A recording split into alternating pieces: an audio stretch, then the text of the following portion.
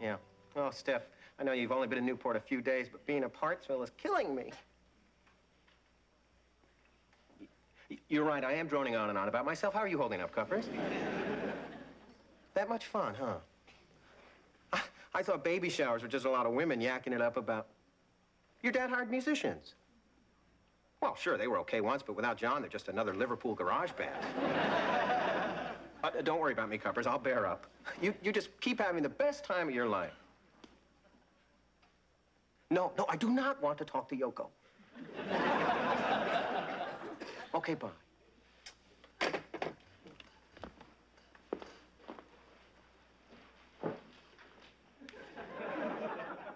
Steph's off hobnobbing at a baby shower with the Fab Three, and I'm stuck here with you. Tragedy strikes some people so young. Michael, you know showers are for women only. So are Sweet 16 parties, but it didn't stop me from having one.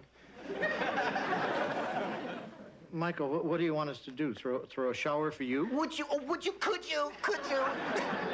No. Oh, thanks, Dick. Set me up just to knock me down. Well, you know, why shouldn't the father-to-be have a party? It might be fun. I could make my famous potato salad. Ixnay, Mrs. Ickday. There'll be no skirts at this soiree, right, Dick? Yeah, you know, let a woman into a baby shower, and the next thing you know, they're crashing our gymnastics classes. So true. Okay, let's divvy it up. I'll do the guest list, and you provide the rest. And serve whatever you like. You know, quiche, finger sandwiches. Artichoke hearts in a creamy vinaigrette. You sly dog. You've thrown one of these before. Adios. I'm having a shower. So, I've had 4 today, and I still feel dirty. Hello, Dick. Joanna. Miss Goddard? As you know, I wear 2 hats, the hat of head librarian and the toque of president of the local pastry club. Today, I'm in the latter guise to extend a rare honor. The pastry club proudly presents an evening of poetry and pasties. That can't be right. That should say pastries. Either way, it sounds like a fun evening. You said something about an honor? Well, as you know, every year the poetry competition is judged by Talcott Harding. Honey, you've seen Talcott. You know, that sweet little old man with the long white hair. Oh, yeah, I met him at the market once. He bit me when I took the last bottle of herbal conditioner. Ordinarily, Talcott would jump at the chance to judge the contest again.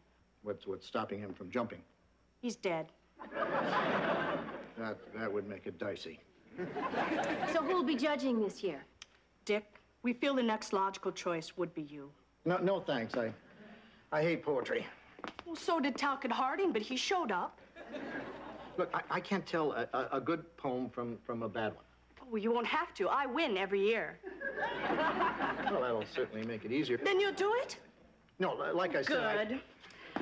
I hope that we won't have another unattractive display of tears when you lose again this year. Well, see you Saturday.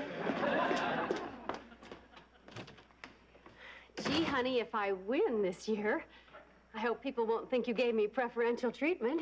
Well, you won't be winning. Why not? Don't you think my poems are good enough? Good is, you know, such a subjective term. You know, while most people like what William Shakespeare wrote, I'm sure there are some people that, you know, that don't. So you're saying that even though you don't care for my poetry, some people might? Yeah, right. How kind and sensitive and compassionate you are to tell me my poems are stupid. See, stupid is, I mean, you know, it's such a subjective term.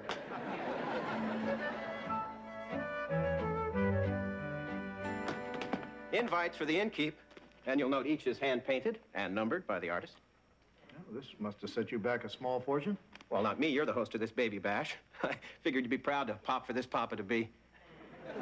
Not to worry, Dickums. Let me explain the Circus of Stationery's easy monthly billing plan. 36 low monthly installments followed by a modest balloon payment. Not footing the bill for your shower. Besides, I have to judge a corny poetry contest Saturday. Pardon, but perhaps you can persuade those pentameter pushers to postpone. Michael, I'd rather turn you down than Miss Goddard. Well, fine. Go listen to your sissy poetry. I'll be bonding with the boys over watercress sandwiches. Oh, you're still here. Yeah, I was just going to go into the lobby to get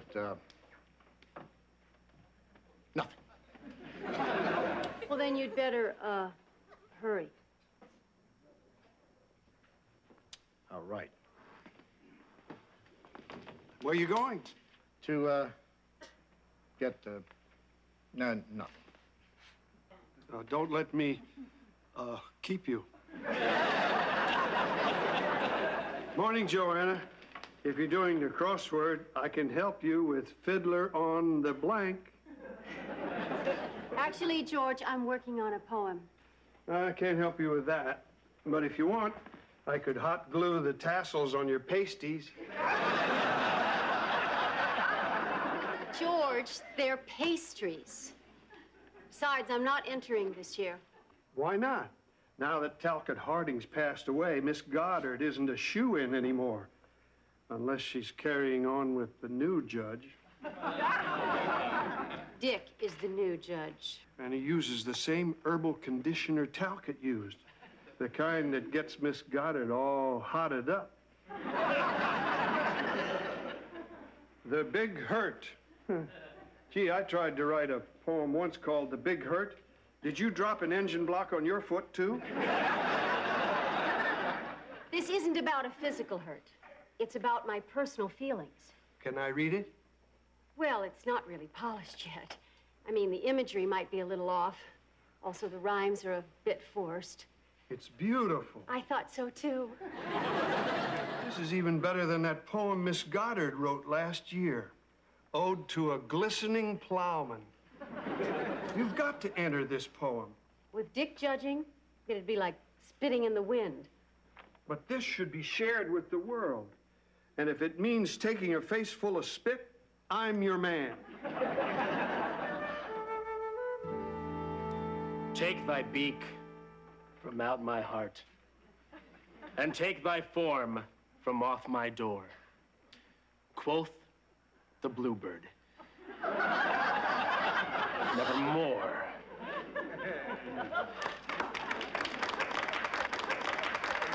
That was absolutely haunting. And I thought he peaked last year with his Tracy at the bat. Mr. Rusnick, are you sure you actually wrote that poem? What are you implying, Judge? Well, it's just that your poem is, is reminiscent of Edgar Allan Poe's The Raven. Anybody hear me say anything about a raven? I don't think Dick knows any more about birds than he does about poetry. Our next piece is a collaborative effort by Jim Dixon and Chester Wanamaker. Isn't it unusual for two people to write a poem? Not when they share the same poetic soul. Yeah, we're two bodies with but one mind. Well, who's ever using it tonight, would you please begin?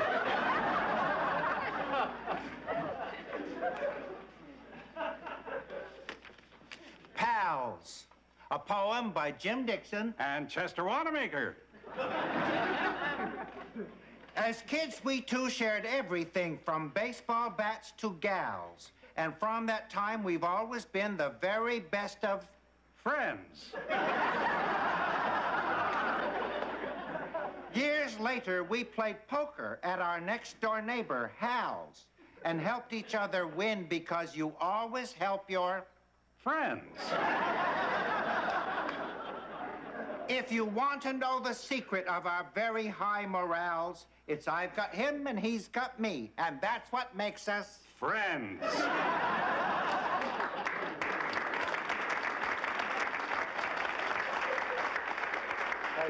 Excuse me, fellas, but I couldn't help but notice you never used the word pals. That's poetic license, Dick. Come to think of it, Jim, the word pals would have rhymed here. Oh, yeah. And here. And here. Why didn't you think of that? Well, why didn't you? Because you made me do all the typing. That's because you kept making me add wheat checks to the party mix. That's only because you kept picking them out. Well, you should have let me eat them straight from the box like I wanted to. Jim Dixon, you're really pushing my angry button. Fellas. All right, our last contestant is Miss Goddard. Miss Goddard? Thank you, Judge Loudon. And might I add that your hair smells particularly herbal this evening. I wondered why you were sniffing me before. The Entwining by Prudence Goddard. Weaving and churning and heaving, they went until they were spent and filled with the scent of passion and moisture and fever. Swooning and sighing and crooning, they lay for most of the day. They rolled in the hay while he swore that he'd never deceive her.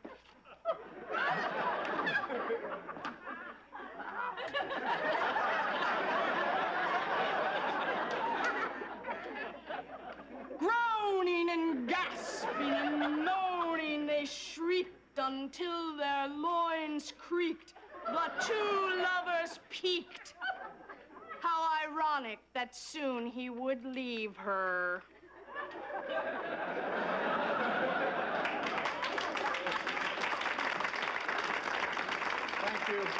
Thank you, Miss Goddard. Well, we've got a better idea of what killed Talcott Harding.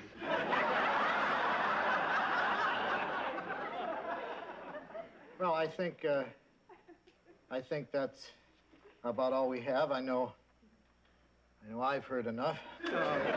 Wait, Dick. I've got one. I hope it's a haiku. I'm hungry. The big hurt. My hurt comes from a flame no one can see. It's seared away the hope inside of me. Time heals most things. I'll scar where I've been burned. But what I've lost can never be returned.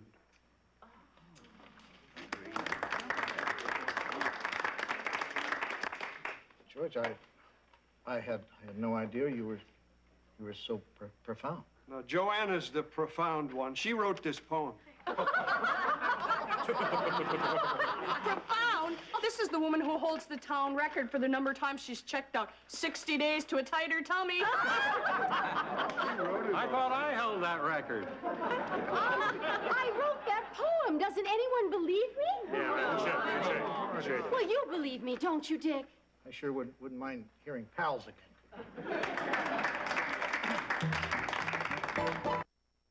And he's got me, and that's what makes us Friends.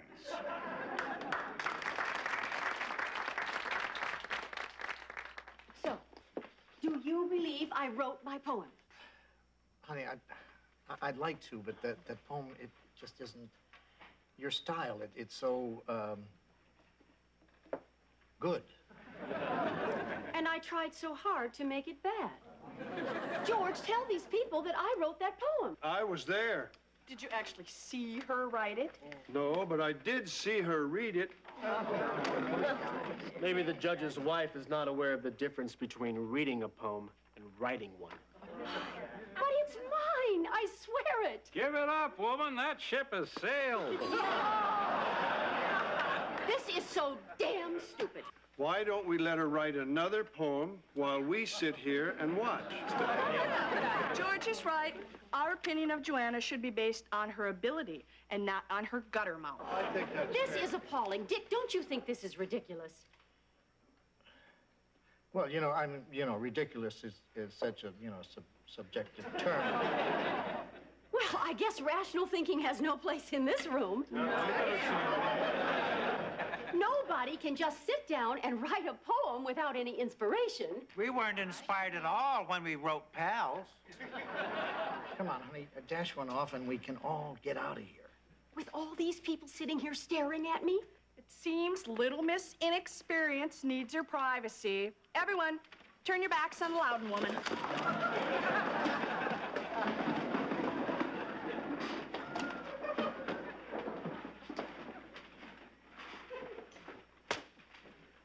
You might want to steer clear of your usual stuff about clowns crying the saddest tears of all. Now that our backs are turned, she'll probably just have George knock off another one for her. All right, that's it. Took you long enough.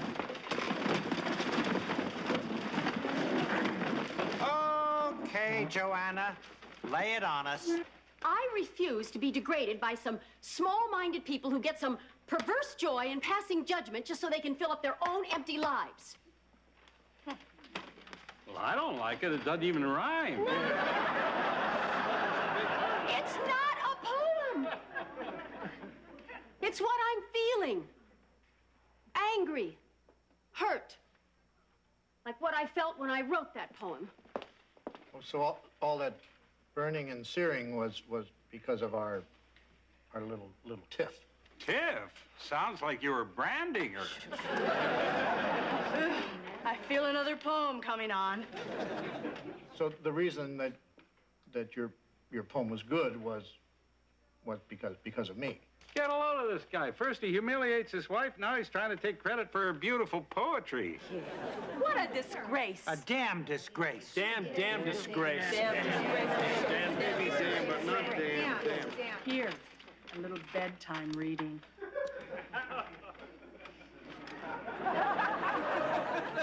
Dick, make your decision. Who's the winner? Well, it's a tough call, but the winner is my lovely and talented wife, Joanna. After all these years of never even coming close, the one year my husband is the judge is the year that I finally win this prestigious honor, and I am just about the happiest Joanna, you're babbling. girl in the world. Well, that puts an end to our... Well, not so fast. You still have to judge the pastry competition. The pastry competition? Poetry counts for 10%, pastry for 90. It's a biathlon. You mean all this poetry crap was just a warm-up for a pastry competition? Well, why do you think the pastry club hosts it? Wait until you sink your teeth into my hot sticky buns.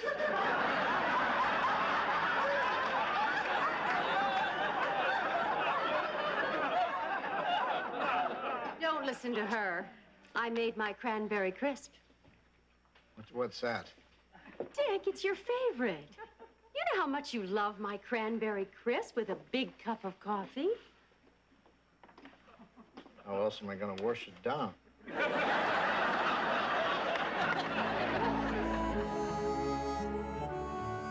No, I understand. Yeah, sure. Oh, same thing happened to a few of the other guys. Yeah, well, I'm sure the pressure really cooks when you're boning up for a bar mitzvah. Sure. Bye, Muhammad.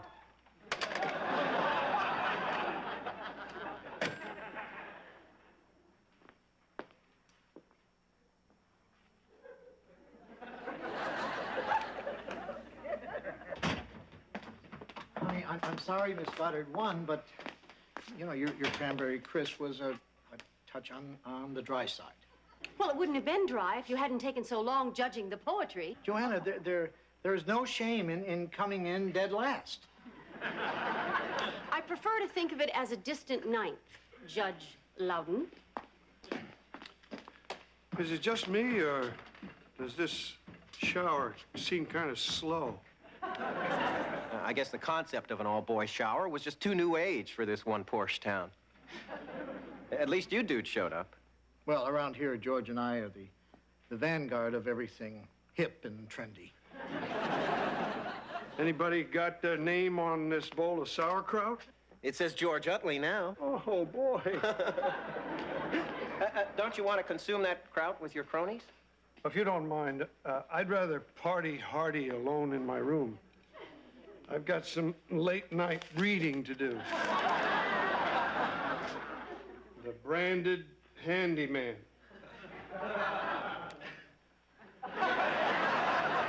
Well, good night. You're leaving too? Don't you feel sorry for me? No more than usual. Oh, I get it. You'd rather be with Joanna.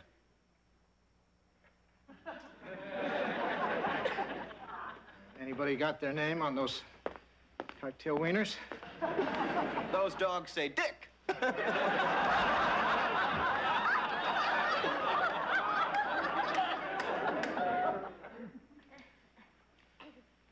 Great shower. Thanks. Care for a white wine spritzer? No.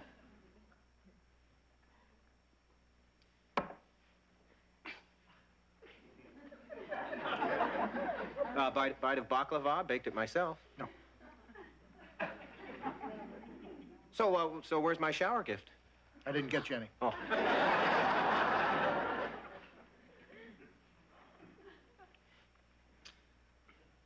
Well, night, Dick. I